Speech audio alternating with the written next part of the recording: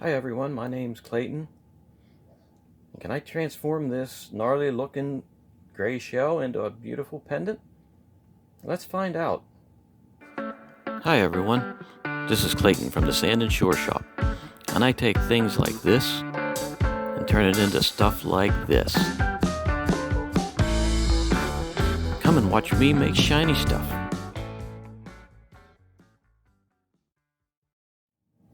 Hey everyone, this is Clayton from Sand and Shore Shop, and this is a shell from Myrtle Beach. And this one I would have probably thrown out after I got back and sorted through what I collected that day, but I stopped doing that because I found out that some of these really bad looking ones end up being kind of nice if you take away, well, the really bad looking stuff. You know, it's like peeling off layers until you find the gold underneath. But this one might be a bit of a challenge. For its size, it's really light, and it sounds even kind of fragile, but I don't know. So I'm gonna take and try cutting away at this and see if there's something good under there, because something tells me it might be. So first thing to do, I'm gonna head over to the saw and I'm just gonna start shaping this. Alrighty, here's the wheel. I'm gonna try to record this with sound, but I don't know how much sound I'm going to get or how bad it's going to be because of the noise. But please bear with me. I will try to speak into the microphone so you can hear that. Alright, here goes first try. I'm going to take this piece off there first. Ooh, that's kind of black. Let me work on the face just a little bit. Before I go shaping stuff into shape, let me see if I can actually get any color out of this. My fingers are feeling pretty good today, so I might be able to get away with finishing a video in one day instead of taking a few days to do it. And trying also not to splash anything up onto the camera. Glad I did leave that on. I can hold on to it better. What do we got here? It's very brown. Okay, let's just keep going. You never know what you're going to find under there. Sometimes this part takes a while.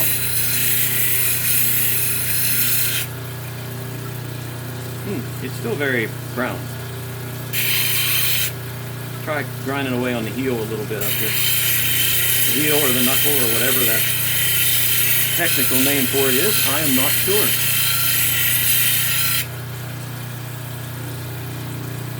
And more brown.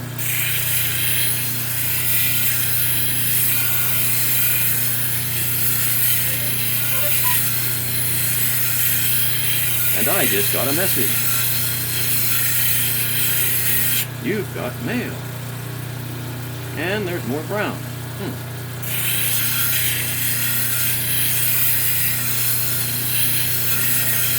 At least somebody talks to me. And I look at the telemarketer, got my email address. Well, hey, they're starting to get maybe a little bit more color. Let's grind a little more. I hope you can see what's going on here. I hope you don't think it's too terribly boring.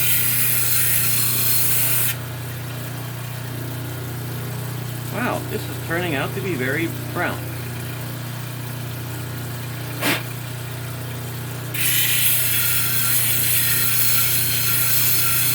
Times like this, I wish I had a more aggressive wheel. This is 320 grit, which usually works well for what I have to do. If I had a wheel that was maybe 200, that would take off a lot more material quicker, but I don't often need to do that like I'm doing right now. I'm not sure how this is going to work out. It smells bad.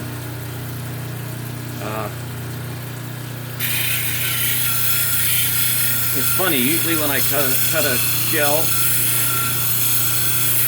there's not really much smell to it, if anything. If you get, you have water that's aspirated into the air and it takes up little particles of the shell, and you get just a very, very slight smell. Not unpleasant, not really anything you can compare it to, but sometimes whenever the shells are black like this, hey, look, we're starting to get some maybe color. But I'm getting pretty deep into that shell just to get to that, but hey, keep cutting and see what happens. Anyways, I was saying about the smell. These shells are black or have that really sort of grayish, dingy color to it. They get a very unique smell that is rather unpleasant, and almost always when they smell that way, it smells almost like petroleum. Like if you're around a refinery, you get that petroleum type smell in the air. Now see here, we're getting sort of a gray color that's solid. It's not chalky feeling like this is. So there may be some good underneath there. I'm going to have to keep cutting away. This could take a bit. And you still have that funky petroleum smell.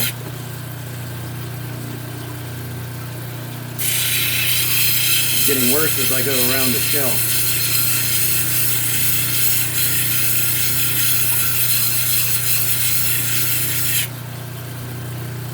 I'm hoping this video turns out nicely. I'm using my phone, and somebody wants me again. I feel so wanted. I'm using my phone, and I've changed some of the settings on there to try to make the picture better. And we'll see how that works in the editing.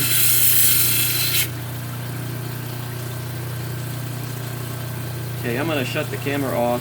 You can see that there's some color going on, so I'm going to shut the camera off and continue working on this part, because this could take quite a while.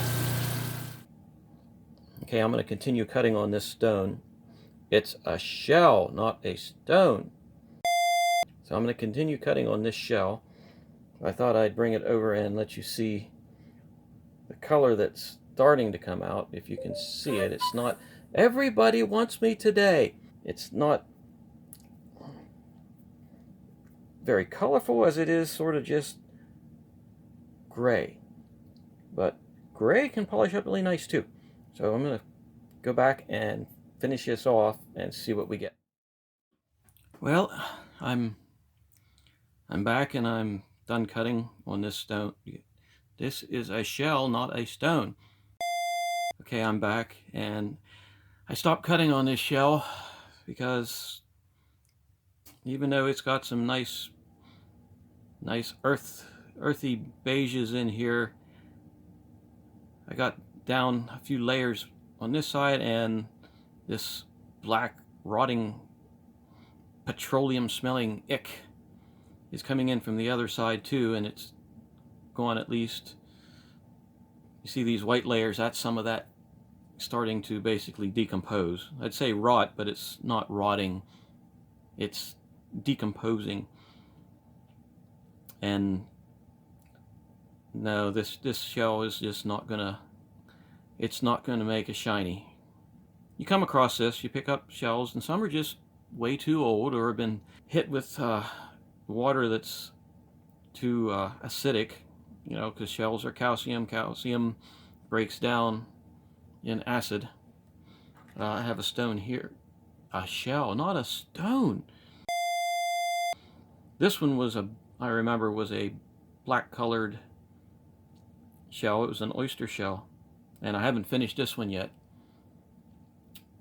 But as you can see, it has some pretty nice layers on it, but it was starting to decompose really badly, and I was able to get down to these thicker layers where the decomposition had not reached yet. But unfortunately for this shell, that wasn't the case, and the decomposition is going the whole way through. I was hoping it would actually turn out sort of black or really, really, really deep gray, but it's not. So, unfortunately, this one's a fail.